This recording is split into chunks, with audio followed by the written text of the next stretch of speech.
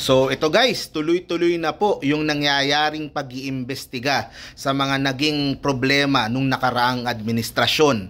Ito po, itong una sa Kongreso uli, mula kay Congressman Benny Abante, House Committee Chairperson on Human Rights. Okay? Plano po niyang imbestigahan an inquiry in aid of legislation into the alleged extrajudicial killings committed in connection with the administration of President Duterte. Okay? Sabi ni Congressman Abante, the purpose of this proceeding is to conduct a thorough inquiry into this alleged EJ case. It is our responsibility to the victims of the alleged EJ case and their families to seek the truth. Bakit natin ginagawa ito? First, we must begin with the principle that each life is valuable, that each life lost is a profound tragedy. Second, we must point out that those who lost their lives, like every other Filipino, are protected by rights granted by the Constitution, one of which is due process. Okay? Alam nyo, ang huling nakita ko itong si Congressman Abante sa Congress nung panahon ni Duterte. Siya ang head ng minority. He was the head of the minority during that time. And kumukontra talaga siya doon po sa mga EJK na nangyayari nung panahon na yon ni Duterte. Kasi itong si Benny Abante, hindi lang siya congressman, siya din po ay isang pastor. Okay? Talagang pastor yan, and makita mo naman mas in the way he votes sa Congress, and talagang yung mga principles, mga Christian values, Christian principles, yun yung kanyang pinapairal. Kaya nga madalas nakakaaway yan doon sa mga ibang mga liberal na issues pero talagang konserbatibo itong si Congressman Benny Abante. At pagdating po dito sa issue ng EJK, he has been consistent, he has been very constant na talagang tutul siya dyan. Kasalanan sa Diyos ang pumatay, kasalanan ang ilagay mo ang batas sa sarili mong kamay. Kung merong nangyari na mga pagpatay na labag sa batas, kailangang imbestigahan at kailangan malaman natin yung katotohanan. Kaya ako walang question sa akin doon sa pagkatao at doon sa stand nitong si Congressman Benny Abante, kasi alam ko talaga maka-Diyos talaga yan, and he really lives based dun sa kanyang mga principles na galing sa Bible. At even sa kanyang termino sa Kongreso ay ganun din yung kanyang pinapairal. Ngayon ang tamang panahon para imbestigahan kung ano ba talaga yung mga nangyari at paano maiiwasan ito in the future. Paano kung magkaroon tayo ng presidente ulit tapos ganyan ulit yung mangyayari? Paano maiiwasan po yung pong mga pagpatay sa EJK, ha? Alam nyo ito, real talk lang din, ha. Alam naman ng mga Pinoy yung nangyari nung panahon nung nakaraang administrasyon. Alam naman nila lalo na yung mga nakatira sa mga sa mga areas na informal settlers, magugulo. Alam naman nila na yung mga siga, yung iba adik, yung iba basta yung mga ibang siraulo, yung mga alam naman nila yung nangyari doon sa mga yon, di ba? Kaso hindi tama Hindi kumbaga shortcut yung nangyari.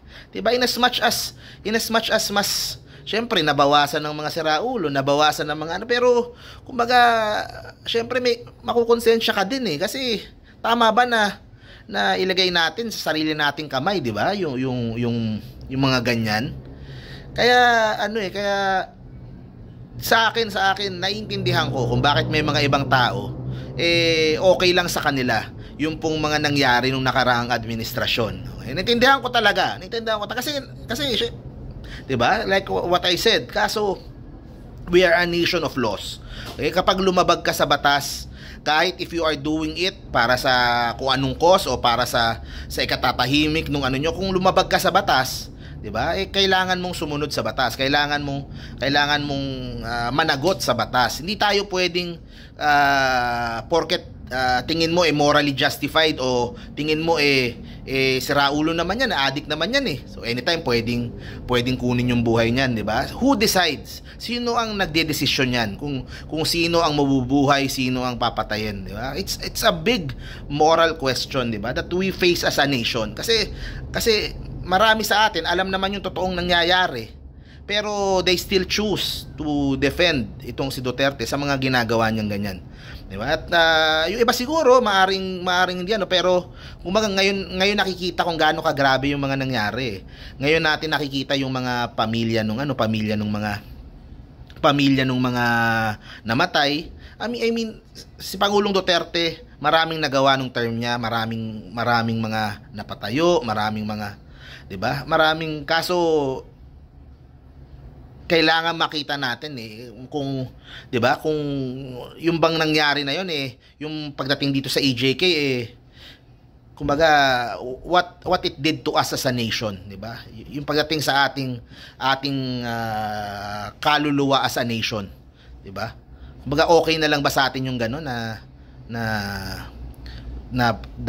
yung may mga police, may mga tao that could act with impunity, na anytime na walang due process, walang pwedeng itumba kung sino yung kailangang itumba. So we need this kailangan natin tong hearing na to. Kailangan natin pag-usapan yung mga katotohanan na ganun. Kasi di ba? Buhay ng tao 'yan Buhay ng tao yung pinag-uusapan natin Kahit sabihin mo ng adik yan, kahit sabihin mo ng ano. And then also, in the process, may mga inosente din naman na nadamay din. 'Di ba? May mga inosente din naman. So, sa akin, full support ako dito sa gagawin ni Congressman Benny Abante. Sundan natin yung kanyang gagawin na hearing. Ako, gusto ko ding marinig ulit yung pong pamilya, nung pong mga biktima.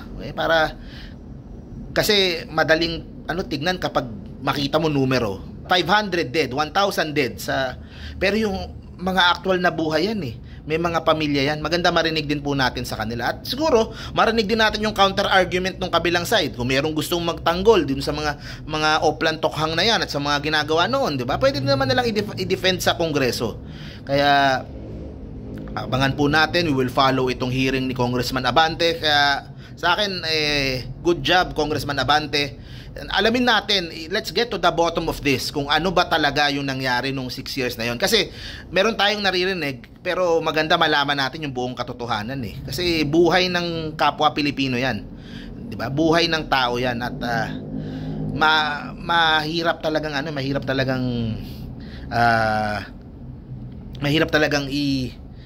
kumbaga sa konsensya yung ganung klaseng nangyari nung the last 6 years ng Duterte administration. So thank you very much guys. See you po sa next video po natin. Stay safe parate. Bye bye.